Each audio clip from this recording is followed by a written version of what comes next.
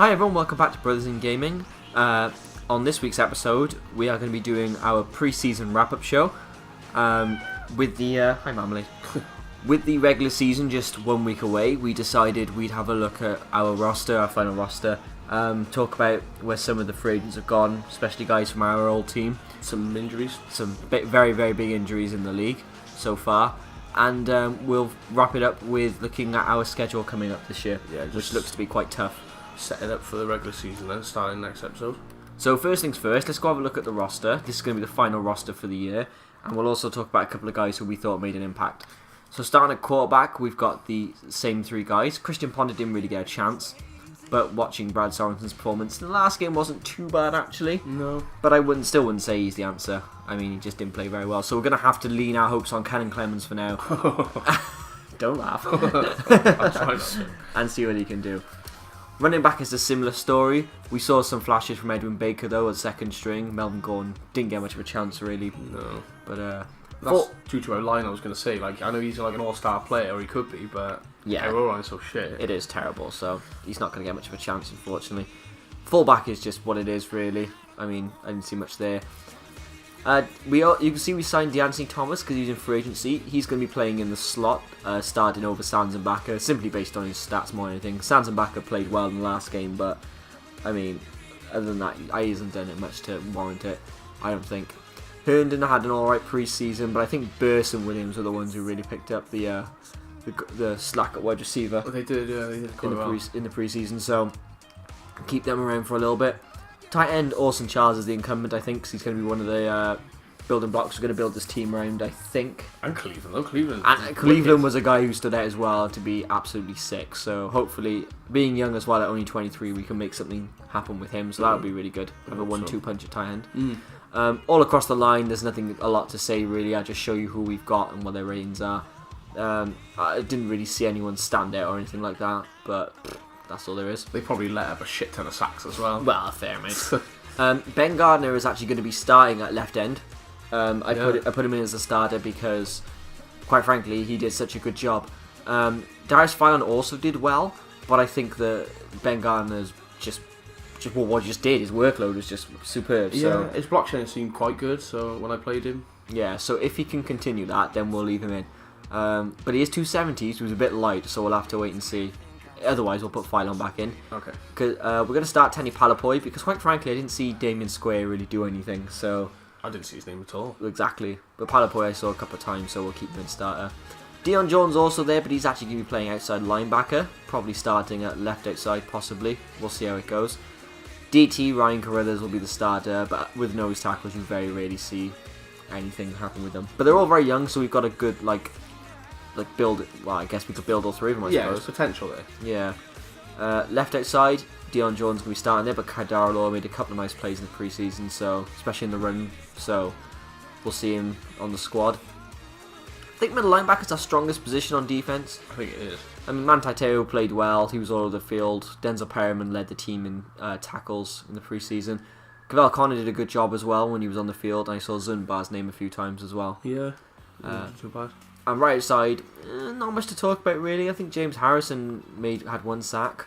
Sean Phillips was good in his last game. Kyle Emanuel did alright too.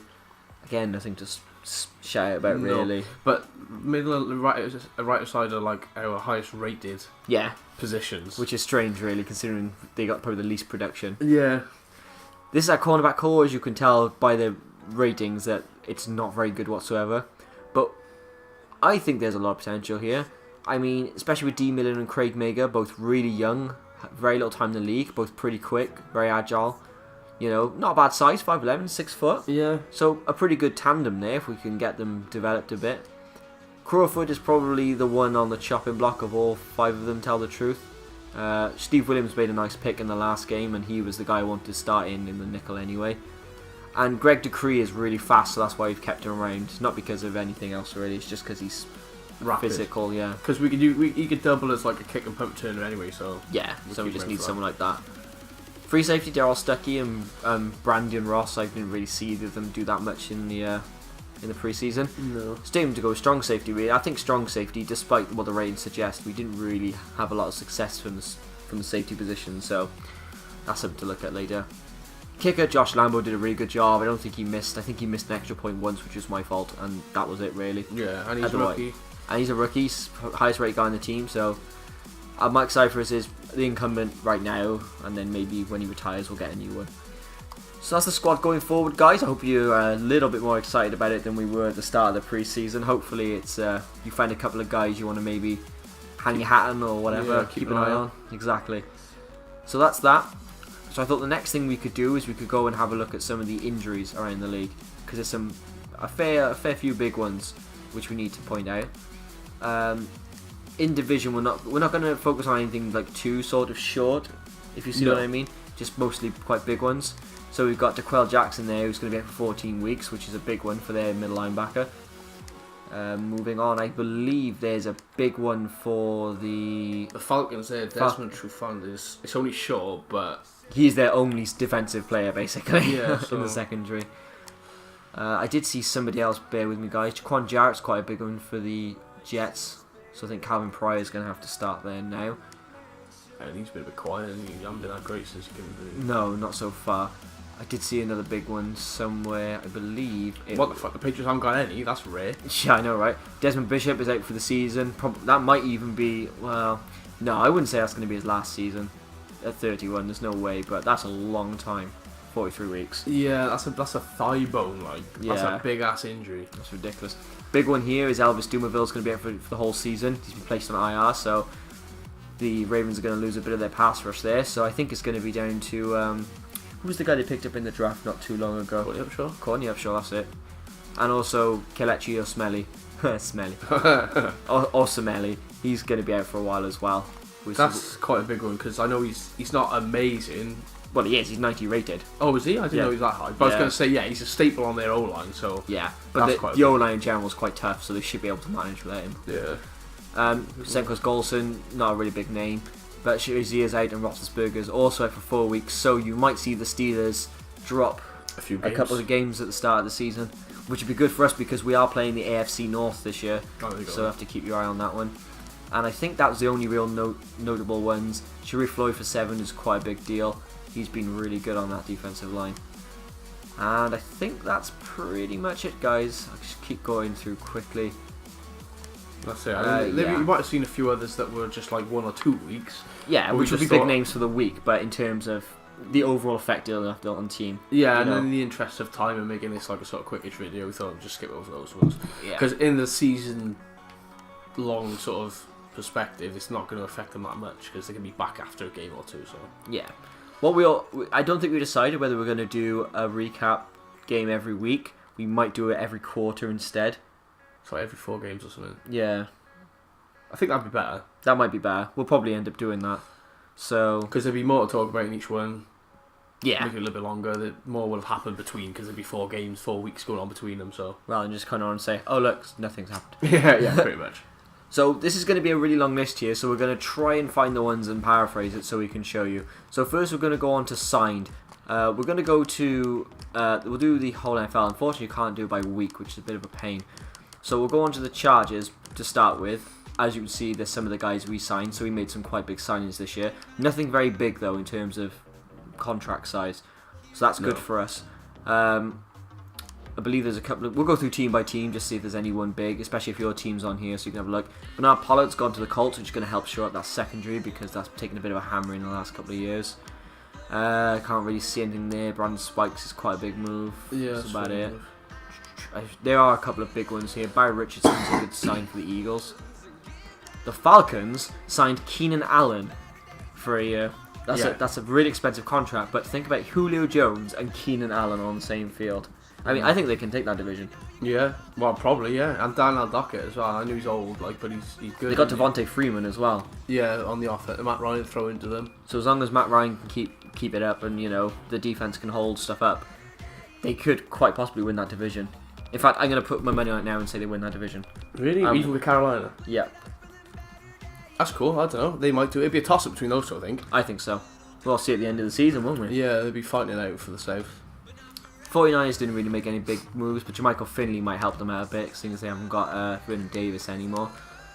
Jags did a lot of signings. Jeff Toole. They signed Donald Butler, which is one of our guys, and Carl Nix is a big name, but other than that, nothing much Evan really. Britton, right tackle. Evan Britton's pretty good. He's dropped off a lot. Jeremiah Tachu is one of our young guys, went to the Jets, so they've got even more to go on their front seven. Yeah. Good for them. Mr. Clean, Chris Myers has gone. Clean. Nah, nothing really there. Mike Williams is pretty good, but let's have a look. Anyone else? Ray McDonald has gone to the Panthers, which makes that front four even more devastating. It's just ridiculous at this point. And Jaquan Williams as well. It's just stupid. Phillip Rivers went to the Patriots. Of all teams. As a backup. I guess he wanted to finally win a Super Bowl ring and he might get a chance. From the bench, obviously. Well, obviously. Because they got Garoppolo back in Brady up, but... Yeah, well, you never know. He might start in for the Garoppolo, you never know. Oh, you might do, yeah. But hopefully he wins it. It would be nice to see. DJ Fluker went in division, so now the Raiders have got a pretty good offensive line all the way across there, apart from maybe right tackle. 2 decent guards, a good centre. Yeah. Left tackle's pretty strong. Didn't we have him... Didn't he play right tackle for us? He did last year. But he's actually a guard now. Ah, yeah. right, okay. Yeah, he's better at guard. Desmond Bishop, like we said, just got picked up in the first week of preseason and then he out got for the season. for 43 weeks. Yeah. Nothing really for the Ravens. The Eric Redskins signed Eric Weddle and Alfonso Denard, so they're obviously really looking to shore up that secondary for at least this year. And I think it has been fairly. Yeah, make a run in the NFC East. That's anyone's, isn't it, really? It is the thing. Not. Nothing really for the Saints. I can't see any big names there. I recognise a lot of names, but no one that I would jumps out at me and says, "Oh wow." Here's some good moves for the Steelers. Like Melvin Ingram's gone up to replace James Harrison on the one side, so that might work out well for them. Swapped, didn't we, technically? Yeah. We got James Harrison then. And Ladarius Green is a fast, talented tight end, so he might be the future for the Steelers once Heath Miller leaves. Because he's getting on, yeah. Heath. Mate, talk about one of the most balanced tight ends in the NFL who can block and catch. Underrated. Oh, no one ever Heath talks about Miller's Heath Miller. fucking class. He is wicked. So good. Anyway, moving back on. Texans signed Stevie Johnson, so they've got another receiving threat. And Corey Liuget has joined that front seven. I mean, I don't even know if that's necessary. Stupid. Brian Cushing, JJ Watt, David Clowney. Who's their DT? And they got a good DT as well? I don't know his name though. Louis Nix III was on the team, but he's not there. Yeah. But anyway, Corey Liuget adds to that. That's insane. Titans signed Patrick Robinson to get a bit going on their secondary. They also signed Danny Woodhead, who will be a really good offensive weapon for fucking... Max Mariota. For Max Mariota, yeah. Read option. Yeah, exactly. Yeah. Imagine him coming out the backfield, catching passes. I know. Not for me, thank you. Nothing going on there, really. And then we just go down from the beginning. Jason Verrett has gone to the Bears, which is massive now. Go opposite Kyle Fuller. So we've got Kyle Fuller and Jason Verrett. That's 2 corners they could keep for their entire careers if they could afford to. Yeah. And they're both really talented and really good. So kudos to them for making that move. That helped them out a lot. Bengals, no one there really that I can see. Chris Cook was a name a while ago. Prince Shembo, I know the name as well.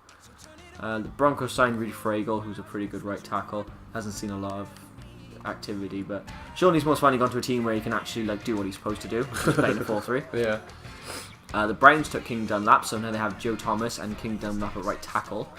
So that's a pretty strong offensive line now, especially with Alex Mack in the middle. Terrence Cody at DT. Didn't he used to play for Denver? He's big. I remember Terrence Cody, yeah, he's massive. I don't think he played for Denver. I think Ravens I think he played for. Oh, was it? I think, I'm not sure. And the Cardinals signed Vonta Leach, so to block for Chris Johnson. So that's just daft. And then back to us. So that's what's going around in the league. Some big moves there actually, which we might find actually makes quite a bit of difference. Impact in none really in our division. No, but around the NFL. So yeah, some moves potentially could have a big impact on division winners even probably if they perform up to standard. Speaking of divisions and schedules and such, that's going to segue into our final piece of this video, which is going to be looking at our regular season schedule. Our 0-16 season. Well, yeah. There's no gimme games on here, I don't think. There's maybe 1 or 2 which we may stand a chance, but other than that, I think it's going to be a pretty much a bleak, yeah. So we've got the Lions coming up first with their high-powered offense. They're probably going to poo all over us. Probably. Especially with our corners matching up against Golden Tate and Calvin Johnson. Yeah. So you got Calvin. And Eric Ebron. And Eric Ebron as well, so let's not worry about that. Bengals, that's another high-powered offense and high-powered defense, so that's not going to be fun either. So and we're at the Cincinnati as well, so Vikings, great defense, and Adrian Peterson. Yeah, well, their whole offense is on the rise. The whole offense is great, but Stephon Diggs, Teddy Bridgewater, but Adrian Pearson. Well, obviously, yeah. So they're gonna be tough to stop. That's them. The Browns, we may have a chance against. Their defense is pretty solid, but unless they get something going at the quarterback position, we might be able to sneak in a couple of points on the Cleveland Browns, especially if our defense can stop them. They'll probably start Johnny Manziel, honestly, and if they do, then provided we can keep him contained. And these speedy receivers can... Yeah, because he's not that accurate. He's not that good of an actual quarterback, is he? Yeah. Passer, yeah. So that might be... We're home as well, and we might be able to scrape a win. You never know. Steelers, probably not a chance. Big Ben will be back by then, along with all the other players who are out, so we're probably not going to have a chance against the Steelers. They'll have a full squad provided no one else gets injured, yeah. Yeah. Packers, whatever. We'll never win that. Well, their defense, though, isn't... that amazing, it's really. not that great, but I think they got enough pieces there, like Clinton Dix, Clay Matthews, Micah Hyde. There's some big names. Sam Shields. Yeah, but in general, though, they're not like they're not known as a shutdown defense. Like the fucking people ran all over them this year. The only thing I would say against this team is, if for any reason we manage to slow down their offense, yeah, we might be able to score points on them. But to be honest, this is all hypothetical because we couldn't even score points on like some of the worst defenses that we've come against. So yeah, we'll see. That's true. The hated Ravens, division rivals, not quite as rubbish as they used to be now with Michael Crabtree and Amari Cooper and Derek Carr and Khalil Mack on defense. I was going to say, not only that, look at their defense. They've got Khalil Mack. They've also got DJ Fluke on the offensive line now, which is going to help them. Charles Woodson, a free safety. So that's not. They've got Amerson as well. Like, is it David Amerson at cornerback? Who used to play for the Redskins, I think. No, that name. He's not like elite, but I think he's like 29 for the Raiders. He's quite a good cornerback. They've also got DJ Hayden. I don't know if he's actually playing or not. Oh yeah, and him. Yeah. But yeah, they're not a walkover anymore. The Raiders. If anything, they're actually well, I mean, you can't say really yet they're in contention with the Chiefs or the Broncos, but they're definitely on the rise. Oh yeah, and in real life they're better than the Chargers as well. So that's saying something. Yeah. The Ravens are going to be without a couple of their big players when we play them, but I still think that's going to be a pretty impossible game. Yeah. Despite their injuries. They're too strong. Yeah. The Bears are going to have to go up against Jason Verrett and Kyle Fuller, as we said. Matt Forte is going to be back for that game as well. So Alshon Jeffrey, Kevin White. Kevin White. Not an easy game. We'll probably lose to the bye week. Yeah, we'll lose our bye week. Then we'll have the Chiefs come to San Diego. We're not going to win that game. Oh man, that defense is insane. Yeah, and they've got like 3 running backs who can all play. So yeah. So let's forget about that one. Now the Jaguars. See, it's so easy to just say, yeah, we could beat the Jaguars because they're the Jaguars. But mate, I like the Jaguars. I think they're fucking good. That offense is going to give us a headache. I think it will. Their defense isn't great. I don't know many people on their defense, to tell the truth. They got Dante Fowler Jr. in real life, got injured, but on this he'll be up and going. Yeah. Paul Postlesny. But our Jonathan offense Cyprian is shit as well. Yeah. But their offense is quite high powered now with some of their new guys. They got Allen Robinson, Alan Hearns, Marquise Lee, Justin Blackman will probably still be on this game. Yeah. And who's their running back again? TJ Yeldon. That's right. It's not a bad offense, is it? Yeah, that's going to be a tough game, I think. Whatever. Get away. We'll never win. Chiefs, same again. Dolphins were playing. I just don't think we've got the speed to keep up that offense. No.